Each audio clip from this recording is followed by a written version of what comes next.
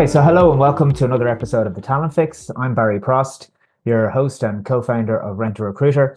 In each episode, we explore key trends, challenges, and insights impacting the world of HR and recruitment. And today we're focusing on a topic that's crucial for businesses looking to stay competitive, and that's upskilling.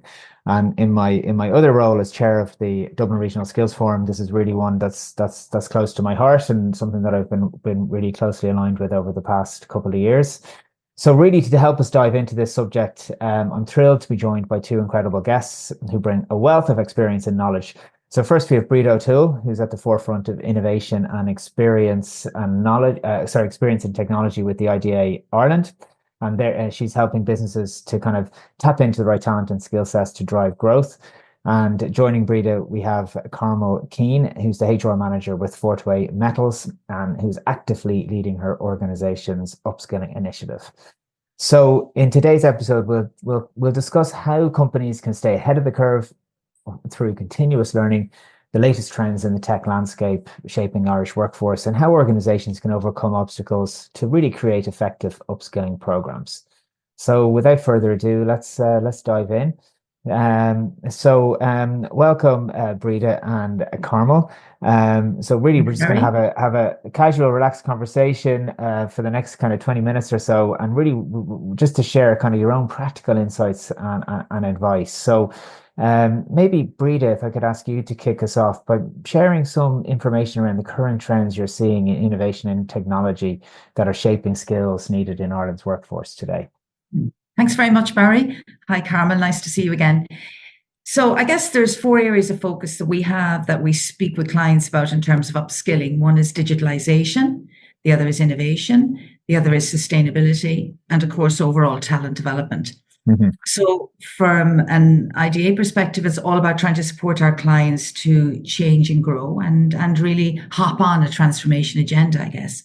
Mm-hmm. So on innovation, we always talk about creating culture and a mindset where innovation and potentially R&D can flourish across all areas of the business. And we use the international innovation standards and best practice to do that. So it's based on something that's already international, working internationally across all countries.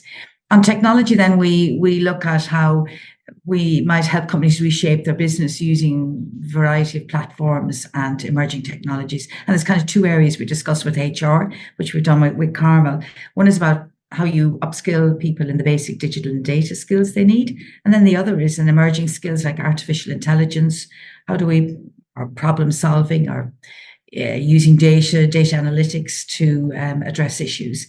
So that's kind of how we approach the potential for companies to get a good, firm bedrock in place to enable them to grow and really respond to all the changes that are happening globally, in particularly across these four areas. Oh, fantastic. Okay. And Carmel, coming to you. So how is Fortway Metals responding to these changes and prioritizing upskilling to stay competitive? Great, and nice to join you again, Barry and Breda, on this topic that's very much near and dear to my own heart, as I said, in relation to the aspect of upskilling our workforce. So for ourselves in Fortway Metals Ireland, that's really one of our platforms, or a strategy pillar, looking at the whole aspect of innovation and upskilling. And it's really being our platform of continuous learning and development is a part of the ethos of who we are and what we do. So it's important that we ensure that we match and align our talent strategy with our business strategy in itself. So the whole area of innovation, upskilling, reskilling, cross-training is very key to all organizations in itself. So we really need to ensure that that's really forefront of our thinking as a senior management team as well, that we put measures in place to ensure that that's happens. And as Breda just talked about there, it's even, connecting with organizations such as the IDA, with skills nets, with other organizations as well, to ensure that we know what those essential skills are. And again, how do we close that skills gap through aspects such as even doing skill matrices, looking at what the skills and competencies we need as an organization now that's made us successful, but also how do we ensure and we build on those that we are successful in 10, 15 years as well? Sure. And I think the upskilling agenda, I suppose, is so important, isn't it? Because we're seeing that, employers, anticipate that I think almost half of workers' skills will be disrupted kind of within the next 5 years. And like 60% of employees will need retraining before 2027, I think, to keep pace with changing job requirements. And I think, with the launch of the recent further education and training strategy, we heard that there's over 500,000 people in Ireland are going to need to be upskilled by 2030. So that gives some context to kind of the scale of work that's ahead of us when it comes to upskilling. But Breda, just coming to you, in terms of the challenges that kind of face both employees and employers when it comes to upskilling, because we are seeing that, and certainly, again, in my role in the regional skills, I see that even though that some upskilling is fully funded by government, it's still kind of hard sometimes to get employers and employees to engage with upskilling initiatives.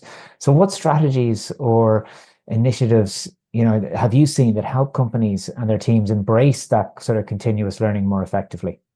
And I think Carmel's kind of alluded to it there, and Fort Wayne Metal would be a great example of this. But the first and foremost thing is to get leadership buy-in. So there's no point in one person in the organization trying to drive continuous learning and development if there's no support around them. So we always in Ideate target the leadership team first and talk to them about what's the art of the impossible, if you like. And as Carmel so beautifully put it, everything has to be aligned to the strategy of the organization, where it's going. There's no room. And I think because there's no time in a lot of cases, with a focus on operational delivery and changes right across the globe, there's no time to, I suppose, spend on things that are not as relevant to the future delivery and success of the business.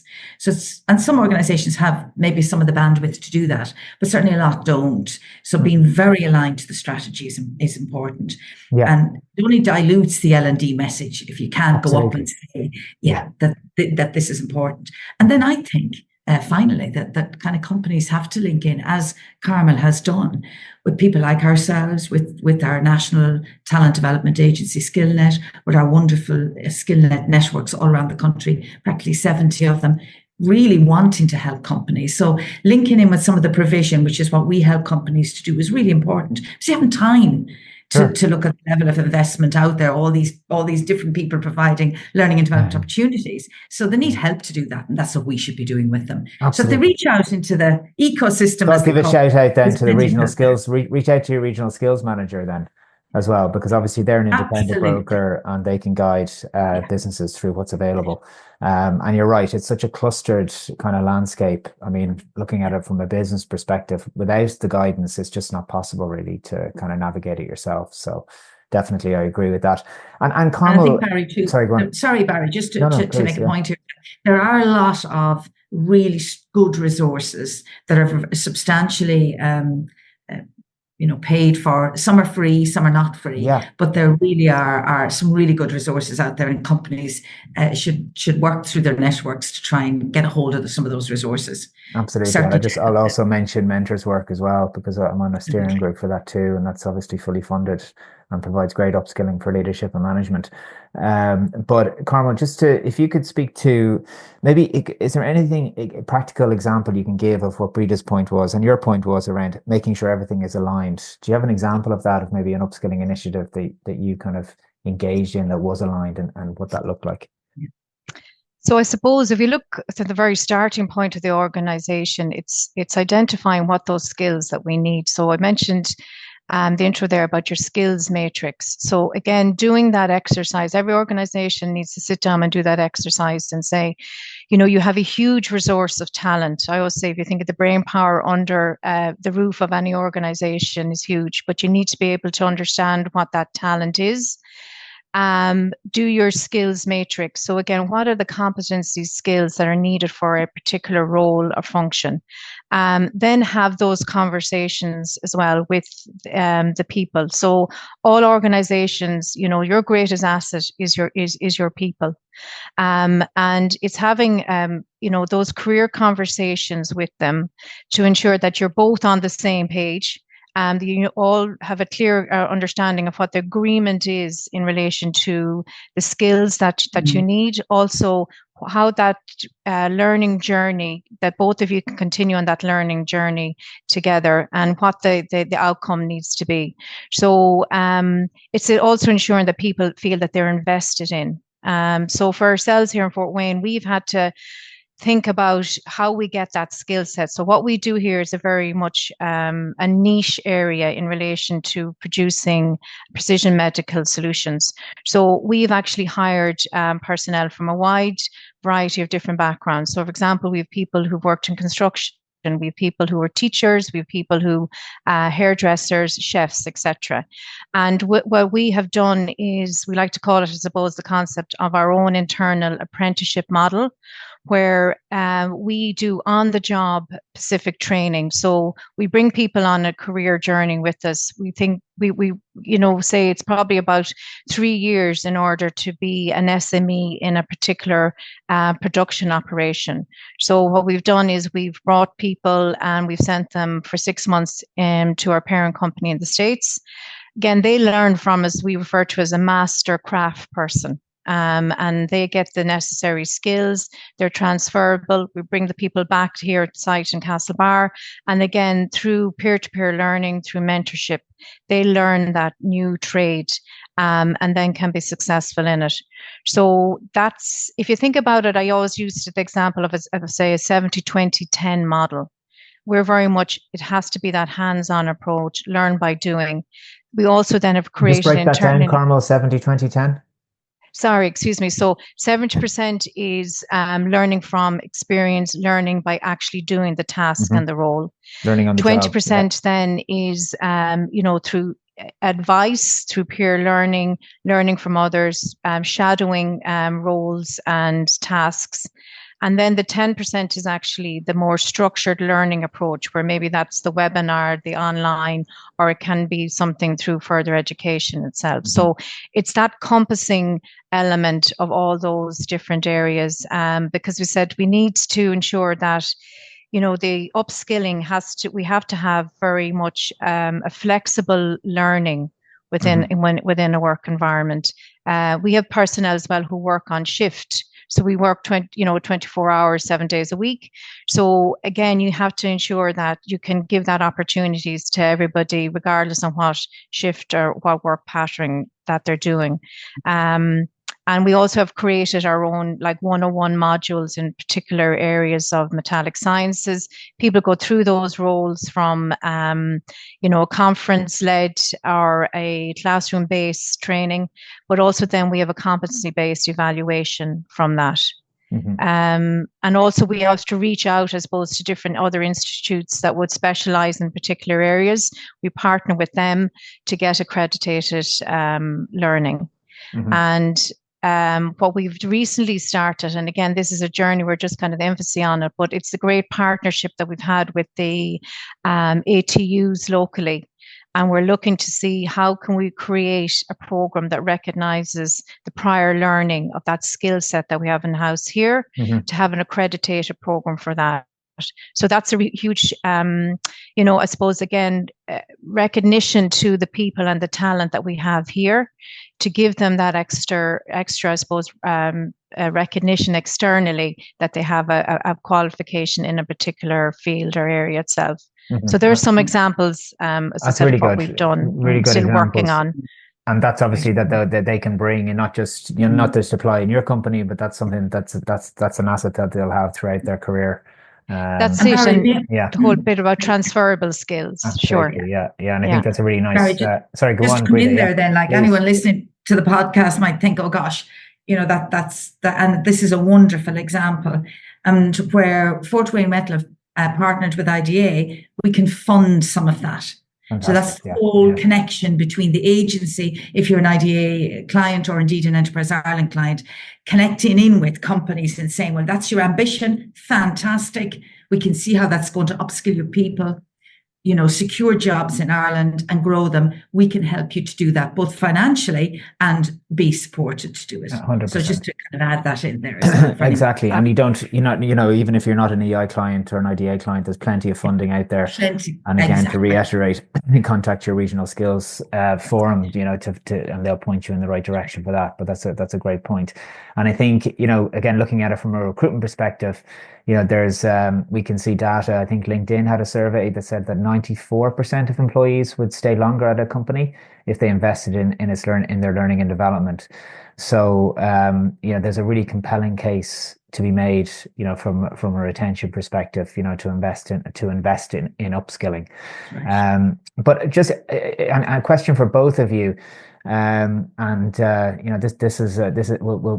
finish on this. We've had some great points there, but just to finish on the evolving upskilling, programs in Ireland. And I think as Ireland continues to establish itself as a kind of a tech and an innovation hub, and as we see that, we've shifted, if we referring to the recently released Solus Skills Bulletin, we can see that Ireland has shifted and is creating much more high skill jobs today than it was 20 years ago. How do you see upskilling programs evolving to meet both immediate and long-term talent needs? Breda, I start off, Carmel? Go first. Okay. So, we have a great, the OECD about 2 years ago did a review of Ireland's national skills policy. And one of the things that they remarked on, and which was real positive, is the structure that's in place to develop the future skill needs of the country. And their report sort of suggested that was even built on. So we do have a National Skills Council. We do have an implementation group, an expert group in future skills. And all of those have a skills analysis done for a lot of the different sectors. I'm very heavily involved with one for the international financial services sector and also for the biopharma chem sector. So, what all that is doing is identifying the national needs. And that's all fed in then to the third level institutions, SkillNet, the private providers, Solus, all to make sure that we're always keeping on top of what we need into the future. But really what Carmel has done is given a great example then of how a company can take all those pieces and pull them together and upskill and develop their people, because we have a huge reliance on enterprise to do that. And that's why agencies have funding to be able to deliver on that. And I think that there's a very speedy response, generally speaking, to the upskilling needs from the providers, particularly, our National Training Agency and Solus and so on. And they really are. You always have to quality assurance when you're looking for different types of degrees or diplomas where they're linked to a national framework. But, generally speaking, upskilling of people in any of the emerging technologies, particularly, there's a lot of provision out there. So there is a speed and movement. And I have to say, finally, and maybe Carmel would comment on this, one of the things that's really impresses multinational companies, in particular when they're investing in Ireland, is the quality of the talent we have here. And if we lose that, that would be, a very serious thing. But I think everybody recognises that. And I think that we have phenomenal provision here in the country to make sure that we always retain that reputation. Certainly, yeah, no, I agree with that, and dealing with and engaging with the stakeholders on the education side, they're hugely responsive and engaged, and we have some brilliant people working in that area. But Carmel, what are your thoughts about on that point? So just to echo though what Breda said there, and speaking from experience, and I think if there's even one key message that comes from this podcast to other organizations, it is really that relationship, building that partnership with your IDA, your local program manager. It is really invaluable because, I think at times as organizations, we try and deal with it internally, obviously, and to get, thinking, how we have to overcome some need or skill in that. if you pick up the phone and ring and talk to your program manager, they open up a whole new world to you. The advice they give you is really, really invaluable. You can, even sound off some ideas of those. They connect you. Everybody, we all think we all have the same, just the problem may be related just specifically to our area or our company. That's not the case. We're all trying to do the best that we can, and they really set you up with they connect you, they give you the right tools. The collaboration there is invaluable. Similarly with the skill nets. And one huge bonus that has been for us as well is that we have been very lucky in gaining the IDA training grant. So straight away there's that funding and support that you have to execute what your training plan can be. It's also that information sharing. So if you have an area or skill that you're trying to find a program to deliver on that, again, going through the IDA, through skills nets, they can connect you with different providers, or again, ensure that you get the necessary upskilling internally yourself to be able to deliver that in-house. So really, really invaluable in it. I think as well, we keep that partnership with the colleges. So for academic, again, studies as well, it's important that we keep conversation going, that we understand from both parties what the requirements are.